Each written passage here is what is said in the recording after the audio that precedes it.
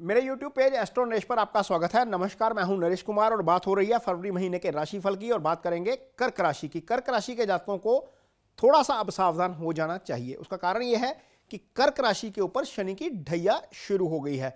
शनि आपकी कुंडली में अष्टम भाव में गोचर कर रहे हैं।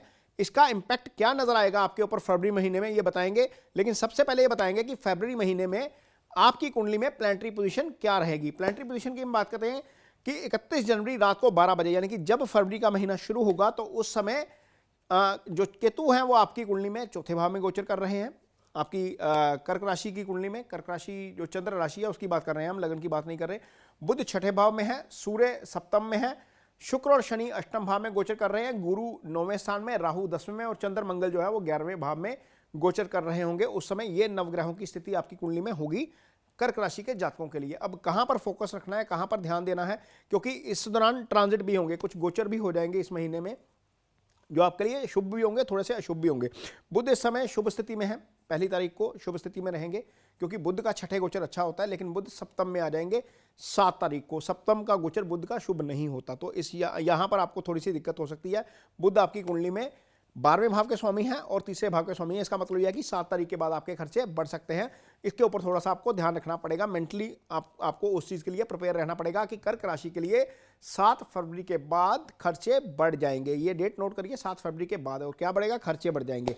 इसके बाद अगला जो गोचर होगा आपकी कुंडली में 14 फरवरी को होगा। सूर्य आपकी कुंडली में इस समय सप्तम में गोचर कर रहे हैं। ये पार्टनर का भाव होता है, यानी कि आपकी जो, यदि आप मैरिड हैं तो आपका पार्टनर, चाहे वो हस्बैंड है चाहे वो वाइफ है, यदि आप पार्टनरशिप में काम कर रहे हैं तो आपका वो पार्टनर। सूर्य वहां पर क्या कर रहे थे? सूर्य सप्तम में आकर खराब हो जाते हैं, अष्टम में भी खराब हैं, अष्टम में सप्तम से ज्यादा खराब हैं। तो इसका मतलब यह है कि आपके धन की हानि करवाएंगे। उसका कारण यह है कि सूर्य जब अष्टम में बैठेंगे तो सीधा दूसरे भाव में देखेंगे। दूसरे भाव में देखने का मतलब है, दूसरा भाव धन भाव होता है। तो इसका मतलब यह है कि सूर्य आपके धन हानि करवा सकते हैं 14 तारीख के बाद। 7 के बाद खर्चे बढ़ रहे हैं, 14 के बाद धन हानि हो रही है। इसका मतलब यह है कि फाइनेंशियली महीना कोई बहुत ज़्यादा अच्छा नहीं रहने वाला है। तो ये स्थिति थोड़ी सी आपके साथ रहेगी। इसके लिए आपको मेंटली प्रिपेयर हो जाना चाहिए। इसके बाद अगला जो गोचर होगा वो होगा शुक्र का। शुक्र 15 फरवरी को राशि परिवर्तन करेंगे। शुक्र इस समय अष्टम में गोचर कर रहे हैं, 9वें में चले जाएंगे। तो शुक्र का गोचर 9वें में शुभ होता है। 9वें भाव में उच्च के शुक्र आपको काफ़ी जो है वो काफ़ी लग्जरी भी प्रोवाइड करवा सकते हैं, क्योंकि शुक्र लग्जरी के ही कारक है। शुक्र आपको वैसी चीज़ें देंगे जो आपको लाइफ में चाहिए, क्योंकि शुक्र आपकी कुंडली में चौथे भाव के मालिक है। चौथा भाव सुख स्थान है, प्रॉपर्टी, एसेट, गाड़ी सब चौथे भाव से आता है। शुक्र आपकी कुंडली में 11वें भाव के भी मालिक हैं। 11वां भाव इच्छाओं की पूर्ति का भाव होता है। इसका मतलब यह है कि जो महीने का पहला हाफ है वो थोड़ा सा डिस्टर्ब रह सकता है फाइनेंशियली, लेकिन महीने के दूसरे हाफ में शुक्र की पोजीशन सुधरने का आपको निश्चित तौर पर फायदा होगा। तो ये ट्रांजिट जो है वो करेगा। लेकिन जब अब शनि की बात करते हैं, शनि क्या दिक्कत कर सकते हैं?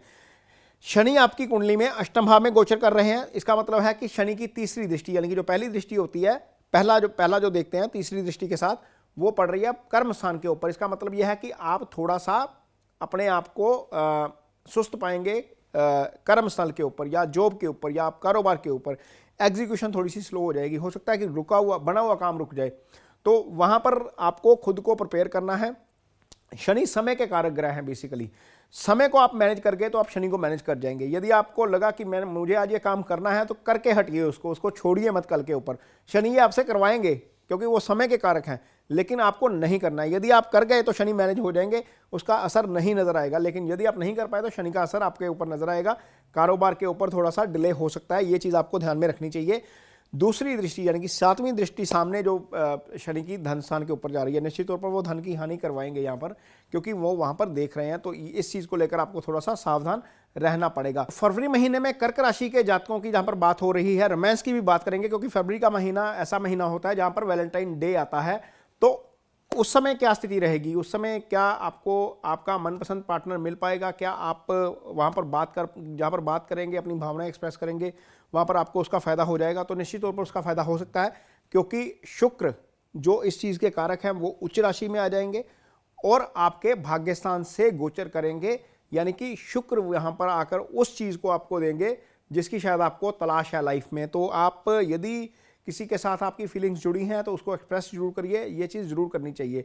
जहाँ तक हायर एजुकेशन की बात है, स्टूडेंट्स की बात है, या हायर एजुकेशन की बात है, जो कॉलेज के स्टूडेंट्स हैं या स्कूल के स्टूडेंट्स हैं, उनके लिए समय काफ़ी अच्छा है, क्योंकि मंगल और चंद्र दोनों ही जो है वो देख रहे हैं पंचम भाव को। ये लक्ष्मी योग की फॉर्मेशन होती है महीने के स्टार्टिंग में, और मंगल की पोजीशन ठीक है, मंगल अपने घर को वहां पर प्रोटेक्ट कर रहे हैं। गुरु की दृष्टि पंचम के ऊपर है सीधी, क्योंकि गुरु भाग्यस्थान पे है। पंचम भाव जो होता है वो आपका हायर एजुकेशन का भाव होता है, वहां पर गुरु की दृष्टि है। इसका आपको निश्चित तौर पर फायदा होगा, यानी कि एजुकेशन सेक्टर से जो जुड़े लोग हैं या जो स्टूडेंट्स हैं, उनको निश्चित तौर पर अपनी पढ़ाई पर खास फोकस रखना चाहिए, उसका आपको फायदा मिलेगा। जहाँ तक रिलेशनशिप की बात है, जो मैरिड लोग हैं उनको थोड़ा सा इससे राहत मिलेगी, क्योंकि सूर्य का जो गोचर होगा 15 फरवरी के बाद, मैं बता रहा हूँ 15 फरवरी तक तो सूर्य आपके सप्तम में है। जब सूर्य सप्तम में होते हैं तो निश्चित तौर पर आपके लगन के ऊपर दृष्टि पड़ती है और आप थोड़े से एग्रेसिव हो जाते हैं। तो पार्टनर के भाव में सूर्य का होना अच्छा नहीं है, वो भाव से रिलेशन को खराब करते हैं। लेकिन जैसे ही सूर्य यहाँ से आगे जाएंगे 15 के बाद, वहाँ पर आपका रिलेशन थोड़ा सा कोर्डियल हो सकता है अपने पार्टनर के साथ, या उनकी हेल्थ के साथ यदि कोई इशू है तो वो भी हल हो सकता है। दूसरा भाव क्या होता है? आपके धन का भाव होता है, बैंक बैलेंस का, आपके कुटुंब का भाव होता है। दूसरा भाव आपके फ्रेंड सर्कल का भाव होता है, ईटिंग हैबिट्स का भाव होता है।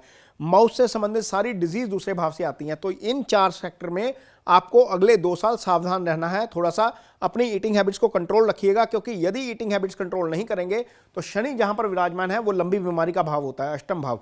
तो यदि वहां पर आप अपनी ईटिंग हैबिट्स को कंट्रोल नहीं करते हैं तो आपको हो सकता है कि कोई ना कोई डिजीज इन 2 सालों में पकड़ ले, या आप शिकार हो जाए किसी डिजीज के। इसका खास तौर पर आपको सावधान रहना पड़ेगा कर्क राशि के जातकों को। शनि की आखिरी और 10वीं दृष्टि, यानी कि तीसरी और आखिरी 10वीं दृष्टि जो जा रही है, वो जा रही है आपके पंचम भाव में।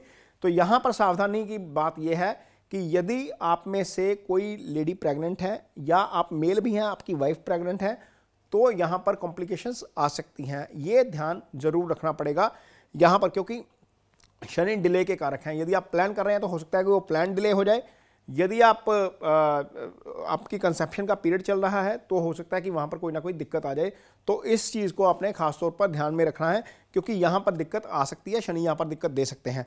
अदरवाइज महीना फरवरी का आपके लिए ठीक रहेगा। बहुत ज़्यादा कोई मेजर प्रॉब्लम मुझे यहाँ पर नजर आती हुई नहीं नजर आ रही है, क्योंकि महीने की शुरुआत में लगन के मालिक यानी कि राशि के मालिक 11वें भाव में बैठे हुए हैं, मंगल के साथ बैठे हुए हैं, उच्च के बैठे हुए हैं। तो वहां पर आपको मानसिक रिलीफ मिलेगा।